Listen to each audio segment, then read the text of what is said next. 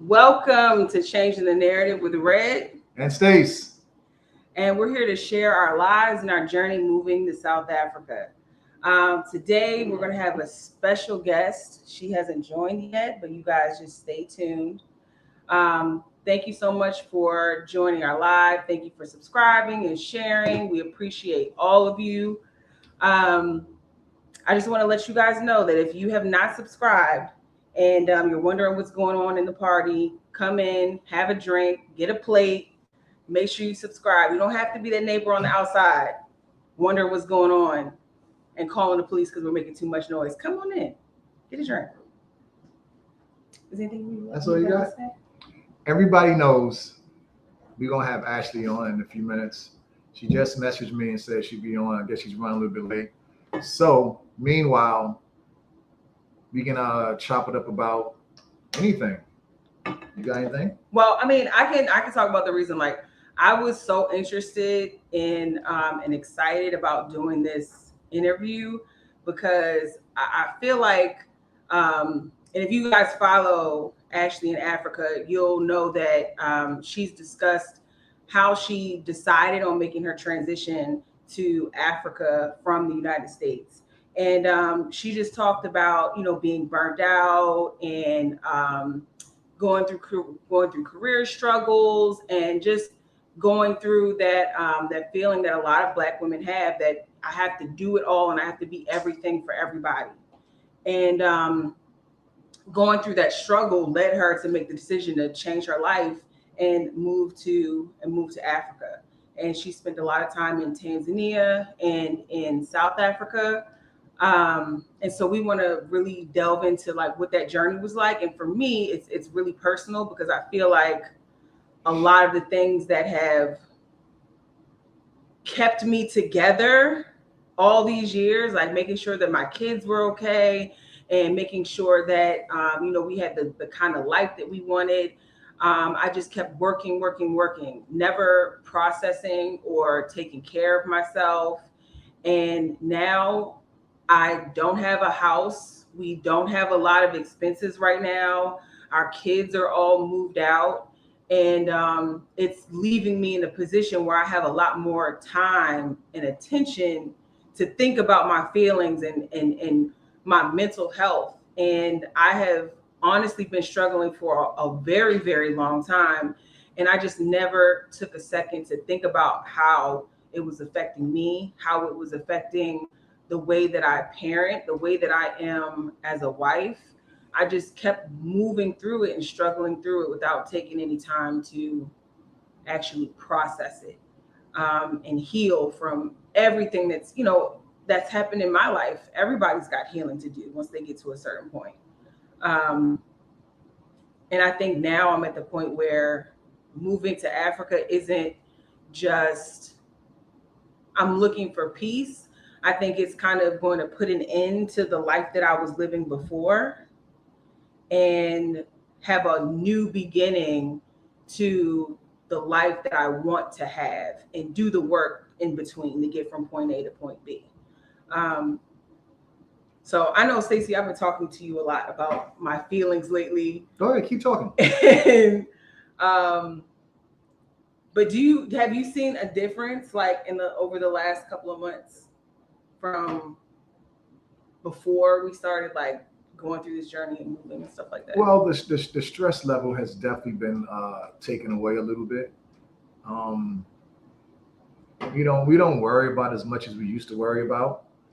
We still talk about the kids, but as far as it's like everyday life, it's much easier now, because we're not working for our kids anymore. At one point we was working for our kids. Everything that we did was for our kids. Everything.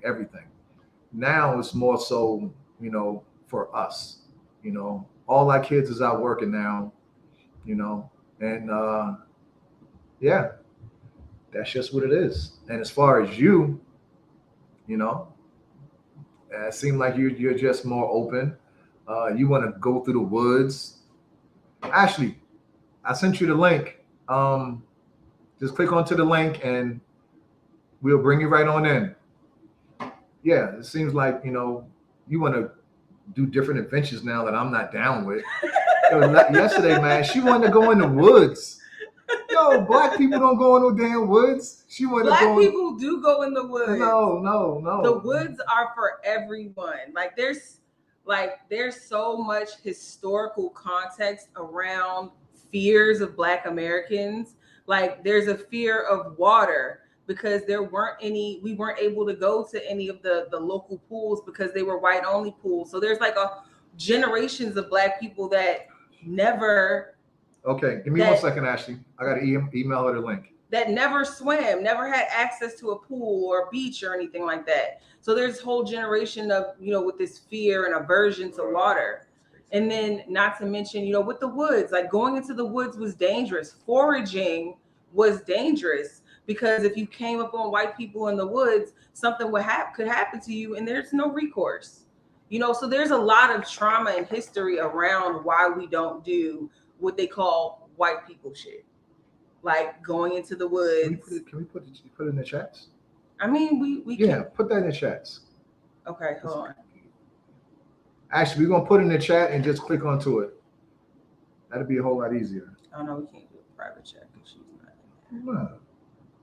All right, y'all, give us just 1 second. And there we go.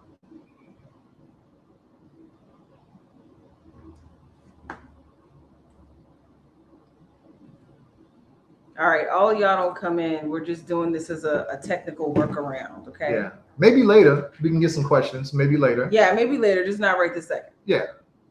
All right, y'all. Here comes Ashley.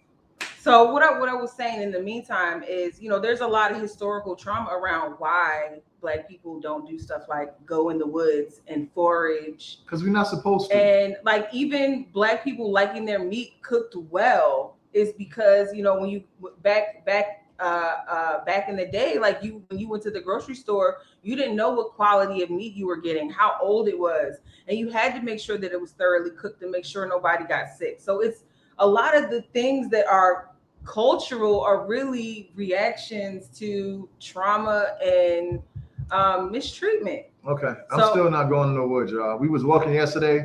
She wanted me to go in the woods, and then as soon as I seen how the woods was set up, woods going around like an oval, I actually said, no, I am not going here. Hello, Ashley. My wife is crazy. She wanted me to go in the woods yesterday.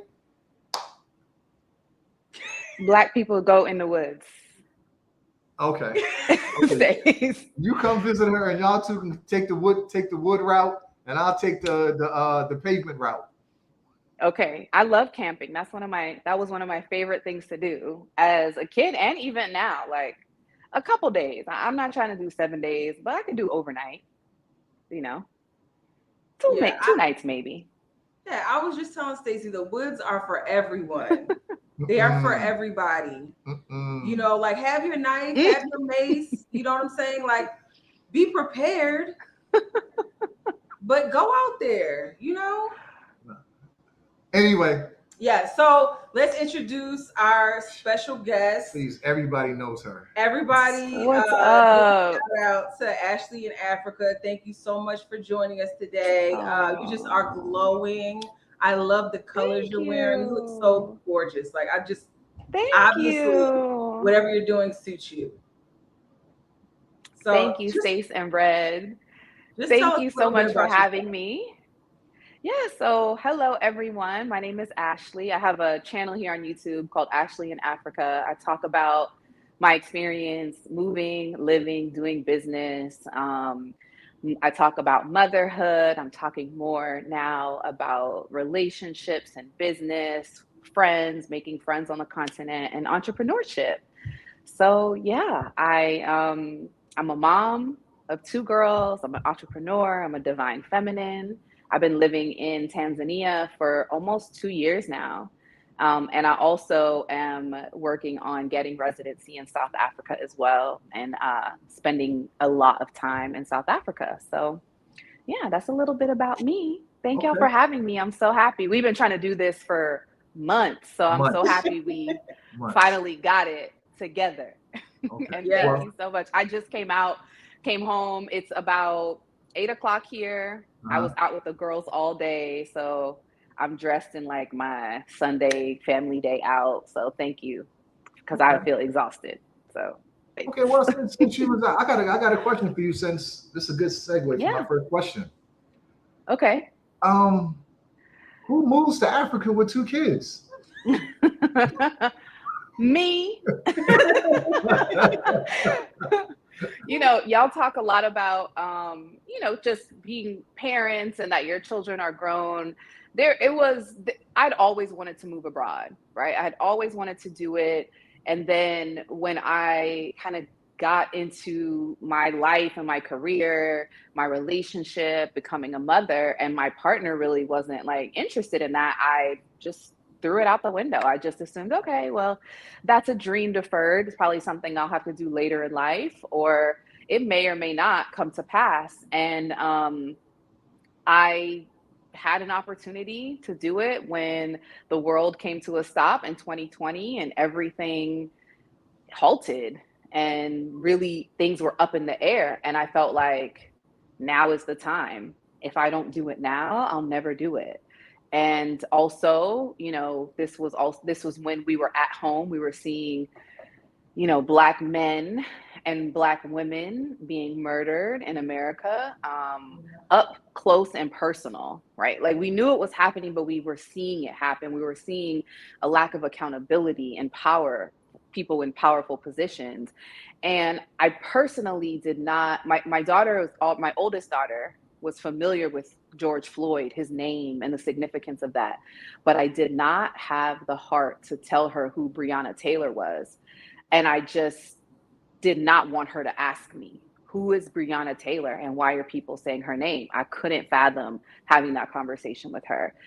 And I knew then this is not where I want to raise these girls. I don't want to continue to tell them how they should be smaller or shrink themselves or know that they'll never be equal. It just wasn't a conversation that I wanted to have with them. And so I made the decision and we did. Okay. Yeah. Yeah.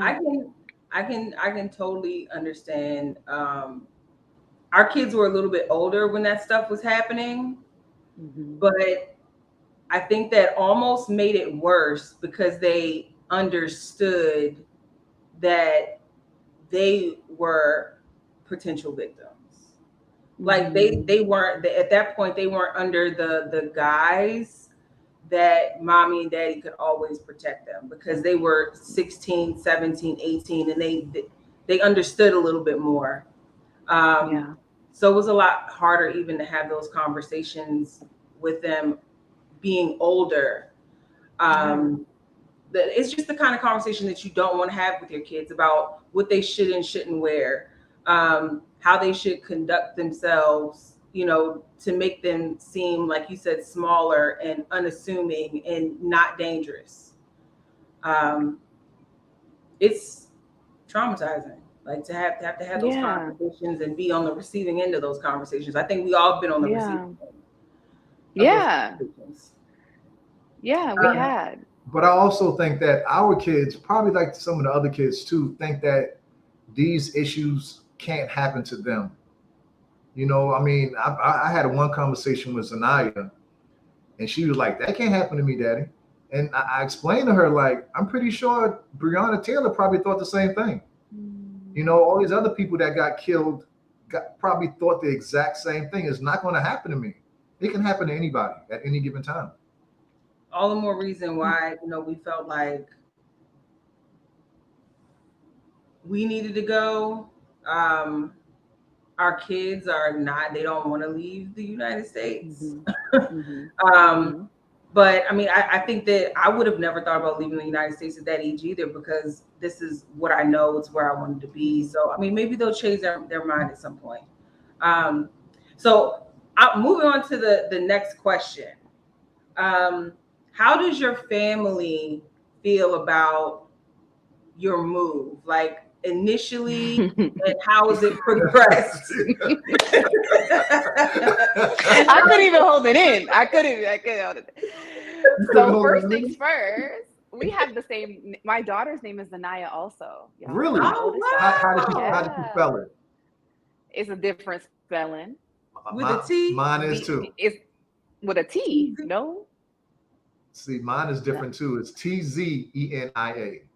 T. Oh wow, no T. It starts with a Z. It's Zhaeniya. It's long. Oh, It's a wow, lot. that's It's good. a lot going on. But yes, her name is Zanaya. So that's love that. That's so divine. But my family. So I originally came here with my mom, and it took a little bit of convincing for her. She had been caring for my youngest daughter for, at that point, almost 2 years. So, it was less of a pull for her because she had really been so involved in our life, and she had always wanted to come. She was actually planning a trip to Africa a couple years before that. I don't remember exactly where in Africa, but something happened with her trip. She wasn't able to make it. And so for her, she was rationalizing it as she was going to shelter in place here while things were happening. Majority of my family was like, where you going to live? Or we coming to visit you in your hut. Like, of course, the traditional, or not even, I don't want to say traditional, the typical lack of education or just like kind of ignorant understanding of what Africa really has to offer. And honestly, what I had prior to doing my own research, prior to connecting on YouTube with different people that were sharing their journey and blogging and talking and telling stories about Africa, because what I'd never considered Africa even 3 years ago, like 4 or 5 years, it was just never even a consideration. So most people were confused. Some people were just outright upset. And I think those were the people that I'm recognizing really just are so disconnected from their Africanness. They're so separated from the concept of being African or recognizing our origin.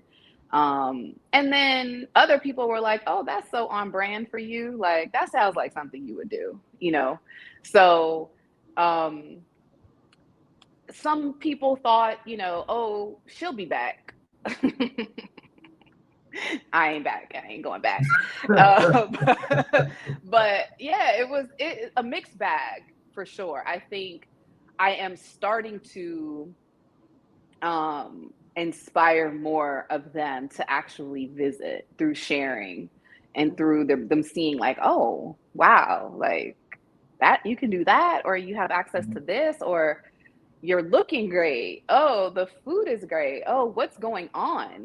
Like they see a transformation from where I was a few years ago. So they see it in my spirit, whether they speak on it or not, it's clear. I see it. I know it's there, and strangers see it.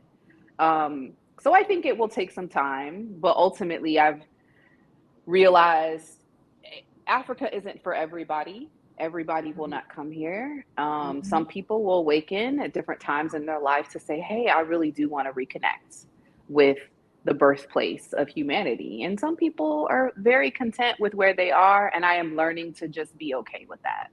Yeah. Yeah, there's definitely some people in our family who are just simply not coming. They're not going to visit. And I will only see them when we check in the US once a year, maybe twice. I ain't coming back. And isn't it so ironic? Because I also recognize if I were to tell people I was moving to Paris, right? Or we're moving to Italy. Yeah. Or we're moving to Greece.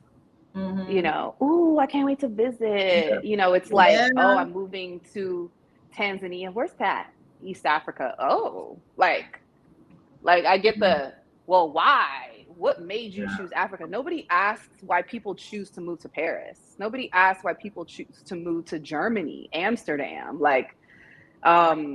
So there is clearly the disconnect, but I love, and I've learned that it's really in being that change you want to see, living for yourself. People will the people that are meant to come with you on that journey will.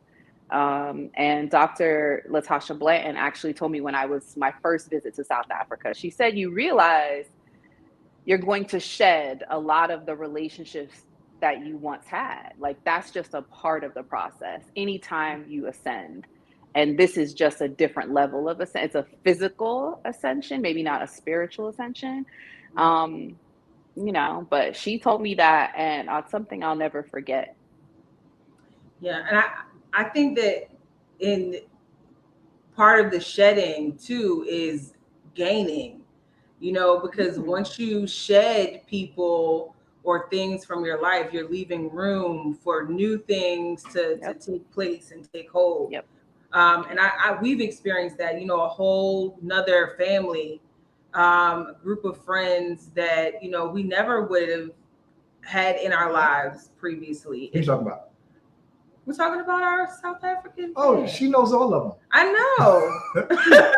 We all friends, all of us. Right. Yeah. Like a whole group of family friends that we never would have had in our lives. I mean, when I had COVID and was stuck in our room for a week before I could test and get back to the States, it was people checking on me and asking if they could bring me anything. And honestly, there were people in my family who didn't check on me. And somebody was always checking on me every day, like just making sure I had everything that I needed. And I wasn't really symptomatic, but I didn't want to pass it around to people, so I was kind of confined. Right. But that just really made me appreciate, like, it doesn't even have to be like your own blood that is there for you in a time when you need them or when you're growing and shedding people. So I totally agree with you.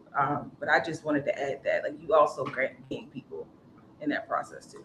A few days ago, not a few days, actually, I think it might have been last night, we was talking about you, and Red brought up how you've changed from your very first podcast to where you're at right now, as far as just you and your journey and how you approach things. It's just a different you.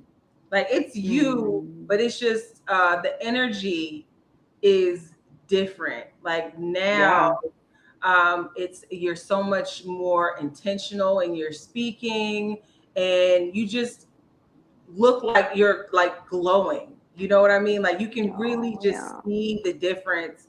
Because I was like deep diving in some of your older videos, just going through and just trying to get more information about your story. And it's just something that I noticed. Like, you can see the transition. Like, if you were to time lapse all the videos together, you would really, really be able to see that. And it's beautiful.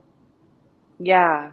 The truth is, a lot of, I haven't talked about it in like this way, but when I started the channel, I was in the US, and this was after I had been in Africa for a year. And I ended up stuck in the US behind some nonsense. And I was literally fighting for my life at that time. And part of that fight included me connecting to an audience that could understand or like support what I was doing, because everybody around me was telling me, you need to stay. Like, you don't need to go back to Africa. Like, this is where you need to be. Now give it a try. COVID is over, things are better. You need to stay. And I was like, no, I'm actually in Africa. Like, I'm in Africa, even though right now I'm in the US, I'm in Africa mentally, physically, spiritually. And I needed to communicate that in a way that was just getting my mind to where I needed to go. And so it really was my lifeline, because I was physically stuck fighting to get back to the continent.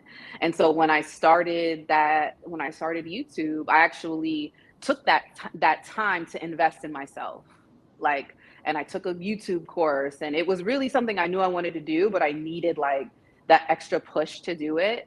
And my first video that I did actually has, I think, still were probably the second best performing. But I think I needed that to make me recognize that what I have to say is valuable, what I'm doing is valuable, and don't give up.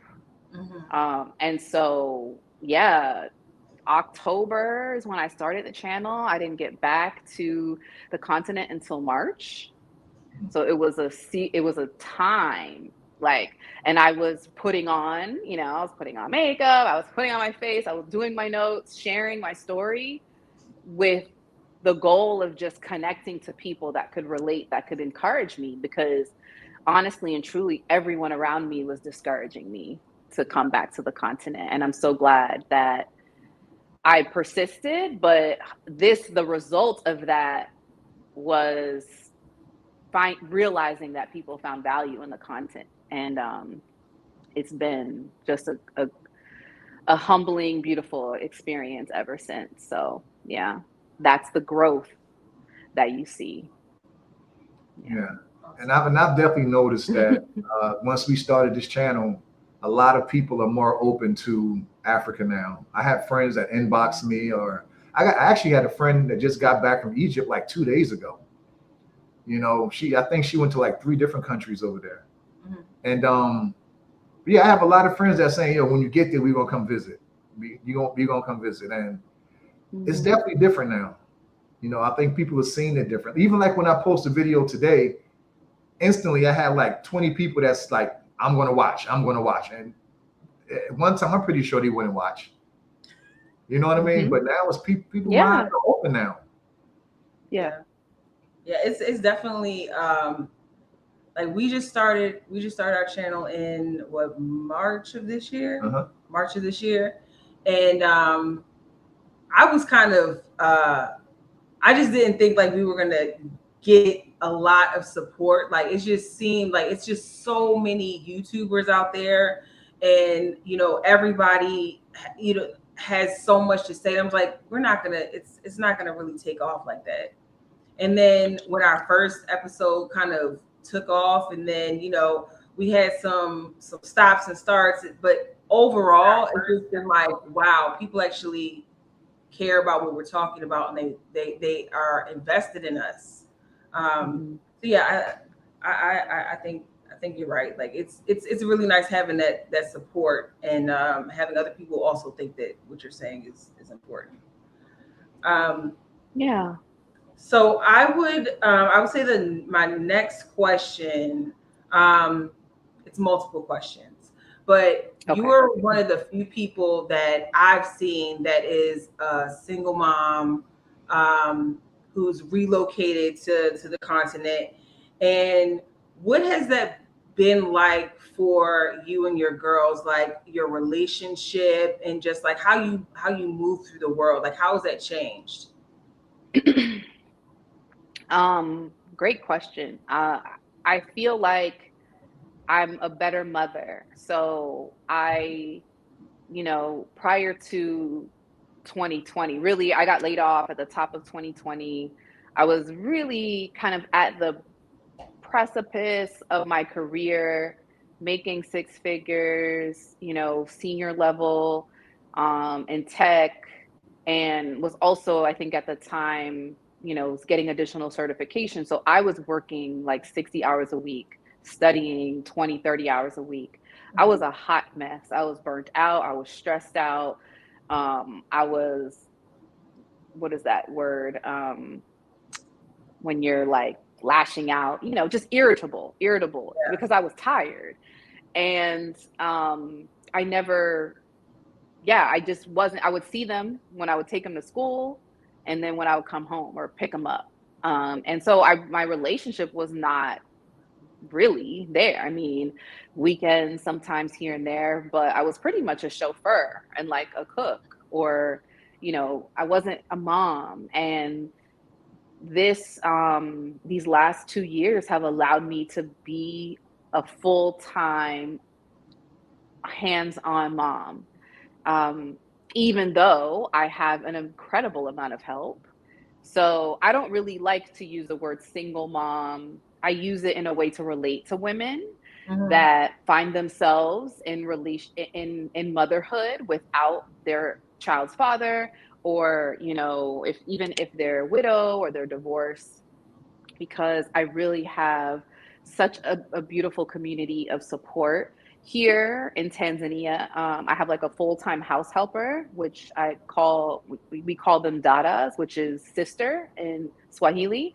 So here, it is very common, regardless of what income level you are, to have a helper when you're a mother. So it doesn't matter if you live in a 1 bedroom space or a 4 or 5 bedroom space, somebody is there to help you. Some people have more than one. So I've had a house helper since we got here. She, you know, does a lot of the like house cleaning, laundry, cooking, and it just allows me to spend time with them. So today, all day, we were out, you know, at a beachside restaurant, spending time. Yesterday, we were out all day, you know, at a kids play center. I wake them up to go to school. I'm here when they come home from school. I spend time with them. We exercise together. So it's allowed me to be a better mother, a better woman. It's allowed me to, you know, heal separately and just kind of recognize the ways in which I want to parent them. Yeah, it's been great. Once I knew that things with their dad wasn't going to work out, I was like, if I'm going to do this, I'm going to do this in a place where I have help and it's comfortable for me to have help. And the type of help that I have, I couldn't afford that in America. Like, Yeah, it would be unheard of. It would be ridiculously expensive. So yeah, I mean, I'm a much better mother by far. Okay, you And said they're thriving. they're driving. Thriving. They're thriving. They're thriving. Yeah. They're yeah. So this They're question, thriving. this next question is not for this. This is for the Americans, pretty much, because everybody else pretty much knows the answer to this. You said today you took your kids to different places and y'all go to different places on the weekends and all of that. Do y'all feel safe? Absolutely. Just y'all three. Absolutely. Just y'all three. Absolutely. Yeah. I mean, so where we were, so Sundays and Saturdays are big family days. Like, that's family days everywhere you go. So everywhere you go, there's people with their children. And we're in the restaurant. The kids are not even in our eyesight, but we know that they're fine because this is the type of culture that we're in. And it took me a while to get there. And granted, I might get up every 10 minutes to go like peek my head around, but it's the culture that we're in where kids are safe. They are like, also my daughter, she wanted to do a horse ride. So I put her on the horse, and the guy, uh, he's like, Nakuja, I'm coming, you know, but I'm standing there watching like, okay, he's going to go all the way there, you know, but that's just me learning how to shed that anxiety and fear. But there's kids everywhere playing. They're fine. It's no problem. Yes. When I was in the US during that time, I did not go anywhere. I did not go anywhere. I went to the grocery store during the off hours. We were in the house before the sunset. We went to the library, maybe. Like, we were going to the library. The last day we went to the library, I was almost carjacked at 3 o'clock in the afternoon in Atlanta, Georgia. So I was not going anywhere. I ended up moving to a place I had never been in my life. I can't even remember the name. It was like a sleepy town in Delaware. It was a retirement community that was in the off season, because I knew that it was a small old town, and I didn't want to be worried about hearing, Yeah. you know. Yeah. So your safety, that's yes. Joburg and Tanzania, equally as safe. So no, I won't say that. I'm not going to say equally as safe. I think Tanzania specifically is one of the safest countries on the continent. I think most people would say the opposite of South Africa.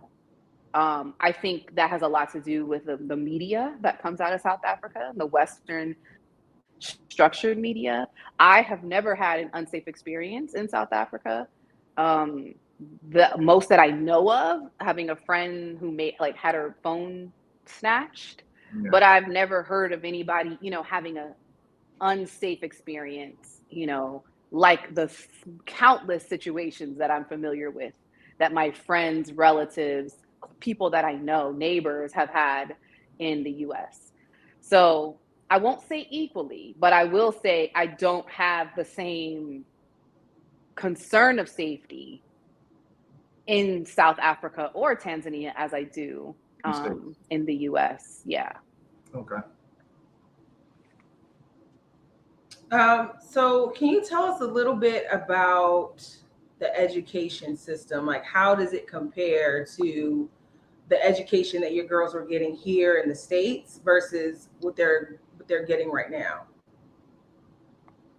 Yes. So my youngest daughter was not in school. She was at home. So when we left, she was 2. So she wasn't, doing daycare or anything like that. But when we got here, she went to school. She loves it. She was crying right before I got on because she cannot wait to go to school. So she's crying like, I want to go to school. I'm like, you're going, just go to sleep. And she loves it. She gets on, there's a school bus that comes, picks her up. There are teachers on the school bus that greet her in the morning, hold her all the way to school. They are in international school here. So they're both in international school. The schooling is on the Cambridge curriculum. So they do learn a lot of the British kind of structural way, but they do learn Swahili, writing and talking. They learn Tanzanian history. My oldest also learns French. They have, my oldest daughter went to KIP, which is a charter school franchise, so to speak, just to make it easier. There are KIPs all over the country. I think it's called Knowledge is Power something. Forgive me, but I was very involved with the school. And I love the school. I love that there was, Black male educators, Black women, like principals, senior leadership. And I thought it was great. But then once, homeschooling happened and I saw what was happening from a community perspective, right? Like the expectations, how the family was engaged or a lack thereof. I started to see the food that they were feeding them. Mm-hmm. And then for some reason, I was reminded about the active shooter drills that they did in school, right? And yeah, that was kind of it for me. I was like, oh no, y'all do active shooter drills? And my head, I knew that, but it was different for them to actually talk about it with me being in the next room. Mm-hmm. Because they wanted to, they did the fire school drill virtually, and the active, it was crazy because I think at one point they were preparing people for the elections and saying, these are the things that you might need to talk with your family about, having a takeaway bag and all of this stuff. And so you didn't ask me about that, but you asked me about education. I feel safe. My oldest daughter walks to school. She's 11 and she can walk. She gets African food, all day. She's meeting kids from all over the continent and the world. So she has friends from Kenya, Zimbabwe, Botswana, South Africa, Nigeria. Yeah, so it's really an international experience that they're both getting by being here. And I would say that same education for one of them in the US at 5 years old would cost 60,000. Wow, that's 60,000? No, sorry. 60,000 for both of them. So it was $3,000 a month for one student. Yeah. So 36, and then the discount was 60 for both. Yeah. And I'm spending less than a quarter of that for them to be an international school here. My oldest daughter skipped a grade. Yeah. So she skipped a grade. I have no complaints. It's great. Wow. Yeah. I mean, I think that's really great information for people that are considering relocating that have children. We will not be bringing any children. I'm low key happy about it. It's like low key, high key. It's just going to be a different experience. But I always wondered, is the education system better? Is the food better? I mean, like, the food that they serve in American schools is worse than what you would find at McDonald's. I mean, like, it is the bottom of the barrel. Like, I really feel like they get the food for prison and schools from the same source, because it's just no nutrition. It's just crap. It's terrible. I mean, you wouldn't be wrong if you made that assumption, because these are food contracts. And Cisco, like they do. I mean, it's essentially the same that you might get at a school, at a public hospital, at a city jail. Yeah, it's the same. The same juice boxes, the same prepackaged sandwiches, the same prepackaged cookies, chips, juice with 0% fruit juice. Yeah, it is. You're right. Yeah, and the burgers, I can answer this question. Right. The not chicken nuggets with no chicken. No okay. Ashley, go ahead and answer the question. So I am based in Tanzania, currently full time. I want to have residency in both Tanzania and South Africa. South Africa, many reasons for business, for work purposes. It aligned with so much with my lifestyle and the familiarity of the way that I lived in the US. And so when I started that journey, it was last year. I started my South African journey last year and got derailed, and since then, when I came back to Tanzania, this is the second time, I wasn't really preparing to come back to Tanzania. I was planning to be in South Africa. And now that I'm coming up on this time, I'm falling more in love with Tanzania every day. Just the gratitude of being here, the cost of living, the people, the food, the safety. So I do plan on being in South Africa for extended periods of time, and Tanzania for extended periods of time. So as I'm learning more just about being an expat and living outside of the US, having multiple residencies is it's an advantage. I mean, in the US, I always wanted to live bi-coastal anyway. So it's like the same thing. It's just you can't live bi-coastally in Africa without having a residency in each, unless you want to bounce back and forth with a visa, and I want a little bit more security in that. So yeah, my plans are to be in South Africa. I'm currently working on my visa now, but my timeline is more flexible because I'm not in the US. Like, I'm here, so I feel comfortable, I feel safe, I feel at peace. When it happens, it will happen, and I'm okay with that. So that's a good space to be in. Oh, I can't wait till we get there. I can't wait till we get to that it's space. Coming. Yeah. Let's answer a few of the questions. We were just going on, and we didn't get to no questions. This is normally Red's thing. Because I'll click onto every last damn one of these things. I was gonna let you do it because you like to act like you can manage it better than me. So go ahead. I will answer every question. Click on every last one. So Beverly wants to know which spot in Tanzania to visit on vacation for the first time, Dar es Salaam or Zanzibar for a quick visit. And then Hi, Beverly. Are you going to move to Johannesburg since you visited? I think we answered that. We got the second part already. Yes, we answered that. So it depends on what you really like what you want to experience. I personally think Dar is a great place for a quick visit to Tanzania. Zanzibar is beautiful. Zanzibar, one of the biggest culture shocks for me when coming to the continent was seeing white people. Like, I just did not expect to see white people in Africa. I didn't expect it. And I didn't expect to see it in the magnitude in which I saw it. Zanzibar is like that. So Zanzibar is like the Europeans' playground, similar to what it looks like in Cape Town, not from an infrastructure perspective, but from a population of tourists. The Russians have discovered the peace and the access and the lifestyle that exists in Zanzibar. So it depends again, like, it's just that can potentially shift some people's perspective. I love Zanzibar from a historical perspective.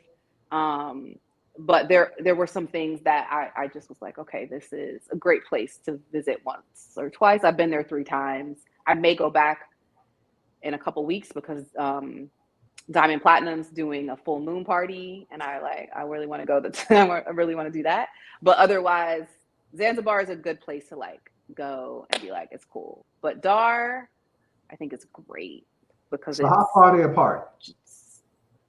So by flight, you can get a flight to Zanzibar from Dar, 45 minutes, but a ferry, 2 hours. And the ferries run every 2 or 3 hours. Is that a very nice scenic route on the ferry? It can be. If you get motion sick, depending on, today was super windy, so I know that boat ride was a lot. I've done both. It's not bad. It's obviously, it can be cheaper to fly, just depending on the deal that you get. I think it's $40, $45 as a foreigner to take the ferry. They price things differently for foreigners, residents, and citizens. So if you're a citizen, it's cheaper to travel to Zanzibar than it is if you're a foreigner or a resident. And then to fly is the same price as for everyone. So, yeah. Okay. Tobogo wants to know, are you based in Tanzania full time? I think we answered that. We answered that too. But what are your plans for South Africa? I know at some point you mentioned business. What type of business? So originally, I was importing coffee from the business that I started here, the coffee exporting business. That is a lot of work, a lot of capital, very competitive, and not something that I'm totally ruling out. But for now, it's not the direction that I'm going in. So I've had a business in the US for 7 years now, where I did digital marketing, brand strategy, data strategy, and executive communications. So when I was last there, was having some meetings with people that really had an interest. So South African-based companies and brands that are looking to grow, internationally in the US. And also have had many people reach out that have businesses in the US that want to expand to the continent. So yeah, that's what we're doing: business development, data strategy, and executive comms through my business Brand Up Global. Awesome. Okay.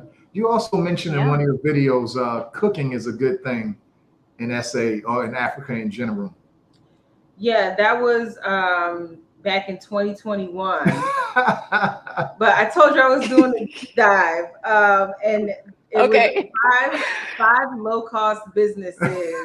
Mm-hmm. Okay. It's like, damn, she a stalker. No, I remember that. I do remember that video. And it was restaurants, play area, beauty products, marketing, sales rep, interior design. But that video was good. That actually got me people wanted to know oh, what are some other, because you would be surprised, honestly, if you come, we see things that Africans don't see. as far as opportunities. And they also, that's when they come to America and they see opportunities that we don't see. Mm-hmm. So I think cooking from a perspective, I think specifically, listen, I can walk down the street and pass 3 restaurants. Like, and a restaurant is a table, some chairs, and a woman cooking out on a pot. She might be cooking soup. She might be cooking chapati. She might be frying some fish. She might be making some donuts, nzani, or I forgot how to say it. But so everybody eat, it's very common for people to eat out. But I think speaking specifically for foreigners, right? There's at the time I wasn't familiar with an abundance of like international food being available. I have since experienced more international food. It's developing crazy fast here. So more foreigners are coming here and more foreigners are opening up food. I had some Filipino food yesterday. It was bomb. Like, it was so good. So I think I know a lot of diasporans that do sustain themselves by baking. By, one guy, he's Jamaican and he has done really well with having a Jamaican restaurant. So it can work. I know restaurant business is really hard, but it's also maybe not a business that is going to secure you like the type of visa I think that you might be looking for, because they don't look at that as an economic development opportunity. So if you're getting a business visa, they may not think that, oh, this is going to create jobs, or this is going to really bring the type of revenue that we would compare with a person that's, going to do construction. Yeah. Yeah. Makes sense.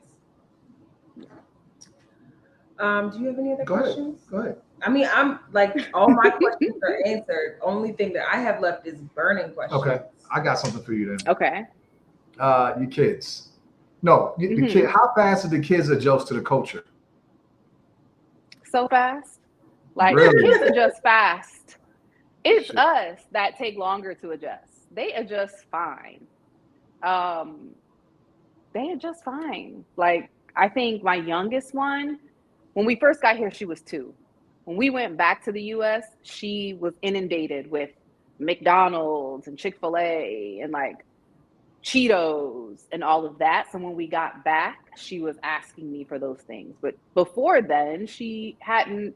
So I could see if you have like a child that's maybe like 6, 7, 8, that's all they eat, they may have a challenging time. But ultimately, kids eat what you give them, they will figure it out.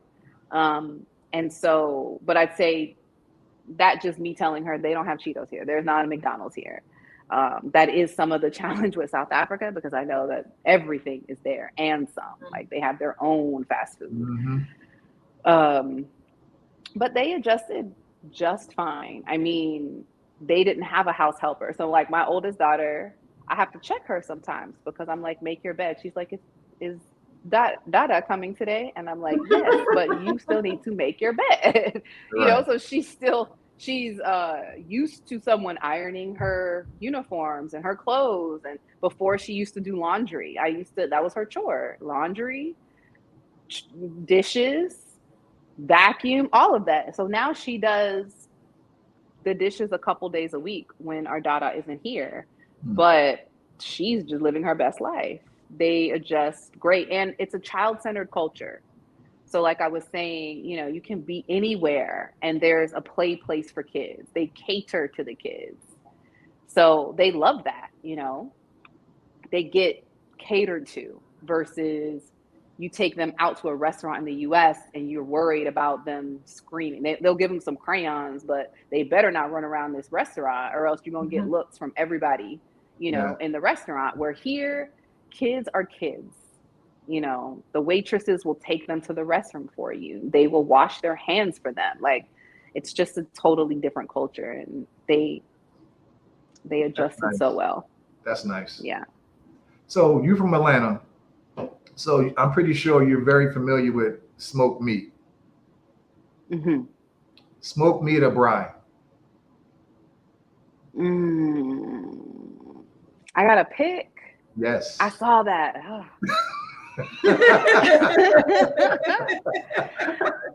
Listen, I love food. So I love it. It's been a while since I've had some smoked meat. And I had some braai yesterday. So, and then braai is a traditional South African like way of barbecue, but all over the continent, it's just called something different. Oh, really? So here in Tanzania, it's called nyama choma, open grill. Yeah, it's called nyama choma. So it's just where they grill the goats, the beef, the chicken, the fish. Um, I have to say braai. Oh my God. I know. Oh my God. You know God. what? A lot of it is too, we season our food so heavy in the US. Like so heavy. I had a friend bring me some Lowry's and some Old Bay. And I just almost, my mouth pursed when I tasted it because I was like, oh my gosh, this is so salty. Where here, they put a little salt and pepper and some lime, and you can taste like the food tastes good, the quality of it. So it's not overly seasoned. When you first get here, you're like, oh, ain't no seasoning on this. But eventually, you realize the food itself is that you're supposed to taste the food. So I think that's what I've come to love is just like, it's simple and it's good. And it's like raised right next door and it's not pumped up with stuff, So that has a lot to do with it. Yeah, it definitely does. Yeah. Coldplay asked, have you considered tech in Africa? There are some really interesting startups on the continent. Absolutely. I have absolutely. So my goal is to bring venture capital, or good capital, intentional capital, right? Let me not say venture capital because there's like a stigma, but intentional capital to the continent because there are some incredible startups. They're solving the world's solutions, and the disparities between the amount of capital that Africans get versus, we already know the connotation of or the data in the US about Black founders versus white founders. And African founders is even less. And the solutions that they are discovering, that they're creating for the world, not just their town or their continent, but the world, are extraordinary, and they need the capital. And in fact, they're not even asking for the type of capital that they actually need. But that's my goal, is to bring intentional capital to some of these really, really dope founders. So yes, I have considered it. I'm stepping out. I don't think I would ever work in tech directly again, because I've learned that my skill set is probably best suited in a different way. But yeah, the companies here are unmatched. The founders that I've met here, the founders that I watch online, they're doing some really, really dope work. Okay. Yeah, I think South Africa is just in general more high tech than the United States in general. Like if you go to a New York or LA, and you're in a really expensive part of town, they're gonna have all of the technology. But even when you're checking out, when you're checking out at a restaurant or something like that, you swipe your card and you're out of there. There's no here you have to sign, you have to write something, you have to give it back. There's this whole thing that you have to do there. Even the checkout process at restaurants and malls and stuff like that is so much simpler than it is in the United States. And it's just we weren't expecting that when we got there. We were expecting it to be, like the US, normal, but they're more tech savvy in general than the United States. So in many ways, yeah. We went to a comedy club a couple of days ago, last weekend. Oh my God! Last weekend, it probably can seat about, if I had to guess, maybe 50 people. maybe 70. 70. Yeah, Would you maybe believe they had one card machine for the whole place? Just one card. Everybody had to use that same card machine to get checked out. Just one. It was a mess. It was a mess. But I mean, they could have did so much Yeah. more. I'm Wow. like, look, they need to hire me because I'm just looking around at like all the things. I'm like, look, all you got to do is this, and if you add some better checkout Yeah. They could have system, had a yeah, like you have right. so They could many have had a people QR code where you pay from your phone. Like that's what exactly. Well, COVID taught they us. can't hire you Like because you only got efficiency. they can't hire her because she only got 3 more months to be here, so they can't hire you. Look, I can do a lot in 3 months, man. I can get you. We got to be up out of this place In 3 months. Like I can definitely get you some return customers, which is really important with a comedy club. You need people that are wanting to come back every week or every 2 weeks to spend money. So anyway, and the reserve section was completely empty, which means like you're not giving a good enough deal for it. But anyway, it was $250 for a reserve. Yeah, but yeah, but it's not worth it. Yeah, that's what I'm saying. Like the experience is not worth it. You have to make it worth the $250 if you're gonna do it. But I got one last question. That's neither here nor there. I got one last question. And I actually read about this earlier, and she told me to look it up, and I forgot to look it up. Some people spell Africa with a C. Some people spell Africa with a K. Why is it spelled with a K? So, from my understanding, the language, so there is no C in the African alphabet. There's only a CH. So cha is how you use the letter C in the African alphabet. Even like the letter Z is not Z, it's Z. So they don't say Z, they say Z, or zebra, they don't say it. So in even in Swahili, you won't see the letter C used in the communication. K is used as the K sound. So that's what I personally have seen in Swahili. I don't know, like from a historical perspective, but that is kind of what I've just witnessed since being here in Tanzania, how they teach the alphabet. Okay. Well, we have one last question from the chat. Last question we're going to take, and then I have a couple of burning questions for you, and then we can get you out of here because I know it's late for you. So Taboga wants to know, are you winning in the dating department in Africa?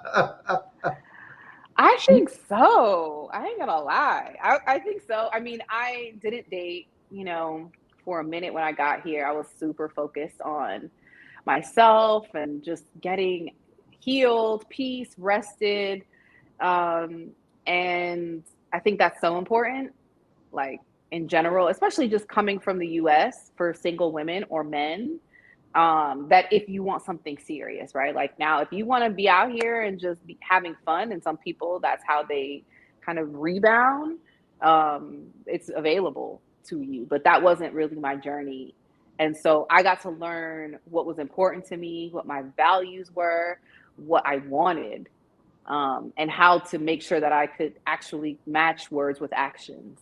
So I think so. I think relationships in general, I have attracted like people into my life at this place where I am. So loving, caring, nurturing people, intentional people, spiritual people I've attracted.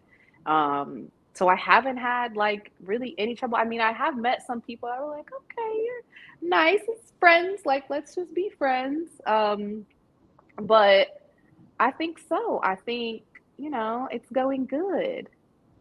That's good. Nice. That's good. So I have a couple of burning questions, totally unrelated. Just to kind of get to know how weird you are. Okay, I can be weird. I'm a little weird. Do you have any weird superstitions?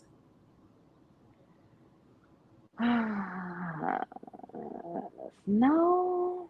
I mean, I would say that I do look up like the spiritual meanings when I see numbers. All right, like if I see 222 or 555, like I'll look it up what is the spiritual meaning of this? Mm-hmm. Or if I see an animal in a weird way, or like I start to notice. So for example, like it's been cold and rainy, and I've woken up 2 days the past week to like monkeys jumping on the roof. And I live in the city, so it's not common that monkey, but I know they're monkeys because cats are light, and there have been cats on the roof, but I know they're monkeys. So I look up the spiritual meaning of like monkeys. So maybe that's like a What was weird it? superstition. What I was don't remember. I don't remember. I don't remember. I don't. I'm sorry. So do you actually But see like, monkeys on your roof? yeah, yeah. I don't see them. I hear them. So when I was in Arusha, Arusha is the colder climate in Tanzania. I don't even want to say it's north, but it's probably like east, northeast. All the like there, we were in this beautiful, beautiful, beautiful house. I mean, you could see the monkeys were everywhere. And early in the morning, like 5 in the morning, 6 in the morning, they're running across the roof. And I was just like, what is that? And they told me you were monkeys. So that's how I know that that's what they are. But they're not in the, you don't see them that often because it's the city. But my neighbor, one ended up in her house, and she was like, yo, like, keep your windows closed because the monkeys ended up in her house. A monkey But was yeah, like the small, yeah. I mean, you don't see them that often, but you do see them. Are they small? I mean, what size? Yeah, they're small. They're like a cat, the size of a cat. So harmless, basically. Somewhat. I don't listen. Right. I don't know. I'm not trying to find out. I'm not trying to find out. Like, I mean, I don't know if I found a cat like in the kitchen or something. Like I'm just leaving, like, cause you don't know. Like they got claws. You don't know what they got going on. The cats are different here. Yeah, the cats are different. So yeah, I've never really been an animal person, so I am learning to reconnect with nature being here because nature is around us. Nature, we are of nature. So that's how I really recognize like, oh, we're so removed from because when my neighbors see the animals, like they don't flinch. Like the crows are really aggressive at certain restaurants, depending on where you are. If you're outside, they'll come swoop. Listen, people think I've seen a I don't know, like it's a vulture or something, like it's 20 feet big. But I'll look at my fellow Tanzanians, and they're just unfazed. That's how I realized how disconnected I was from nature. But all of the animals, I'm getting used to being one with the animals. Well, I can't let you just get away with the cat situation. Describe the cats are different because Americans love their cats. Oh yeah. So I'll say this, like when we first got here, my daughter she was not potty trained. She was two, so she was still wearing pull-ups. And I didn't have an actual garbage bin. We were just taking the garbage bags out. And plastic is not really allowed here. So everything is like recycled something. Not plastic. So the bags that you use may be made out of something else. So either way, I was outside and the cat was busting open the bag to get to my baby's diaper. And I never seen a cat be so aggressive to getting something open. Exactly. Your face is my exact face. I said, what does the cat want with a diaper? But they're street cats. So they're street cats. They don't live inside. They're outside cats. So they eat whatever is out in the nature. So yeah, I just don't. That's what I mean. Yeah, they're different. They are not house. They are not domesticated. I think so. Wow. I think so. The cats that I've seen, but then they're babies too. I have some people that I know that have like mice. That have seen mice in their home. So that's one reason why I just don't trip, because I know if there's cats around, there will be no. I mean, I live in a really nice house. It's clean, so I'm not from a dirty perspective, but just I live right across from a soccer field. So, it's just a different nature is just around us. So the cats being around lets me know that there's no rodents around. Does that make sense? I was at a really fancy hotel the other day, and there was a cat chasing a mouse. So, yeah. Wow. Okay. Like Tom and Jerry style in the hotel. Yeah, at a really nice, popular hotel. Wow. Yeah. Y'all, I am not afraid of animals, okay? Go ahead, Red. If you were arrested, what would your family and friends assume you did?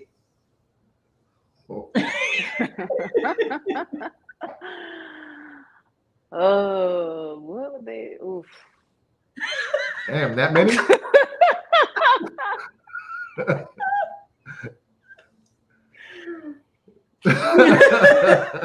Look, you're gonna have to expose yourself. You gotta let the people know. Like, don't mess with me. Yeah. I think she knows the answer. Just want to say it. It was that somebody tried to play with me and my children. Yeah, that somebody tried to come for me and my kids. Yeah. So they would be like, somebody must have came for her and her kids. But why did you get arrested? Came for my kids or me. You can't get arrested for being, What did you do? Like, what did you do though about that line step? Like, how did you react? Seems like you think all kind of Listen, I just say to myself, I don't think anybody would really. I think they would be shocked. Like, why did she get arrested? Something must have happened where she was trying to save her kids. So I don't know. I don't want, because I'm not a violent person where I would intentionally try to hurt somebody, but I am a mama bear. So yeah, don't come for my kids. So yeah. Okay. I think that answers the question. I have one last burning question, and then we'll let you go. Okay. Okay. What's invisible but you wish people could see? Oh, abundance. Oh, wow. Yeah, I think so many of us live with a fear of lack, or with fear in general. Like, our relationship with things come from a lack perspective, whether it's money, whether it's tangible things, cars, houses, clothes. And if we just knew that abundance was available to us in all ways, always, we would move differently in this world. So yeah. I like that. Yes. I like that. Okay. Well, I think that's a great way to close this interview out. Thank you so much for your time today. I know it's kind of late in the evening. We really, really appreciate you spending it with us. I appreciate y'all. So I think that's it.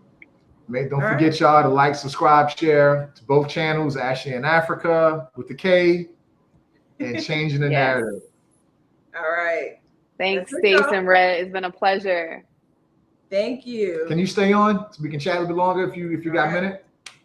Sure. Bye, y'all. All right. Bye, y'all. See y'all next time.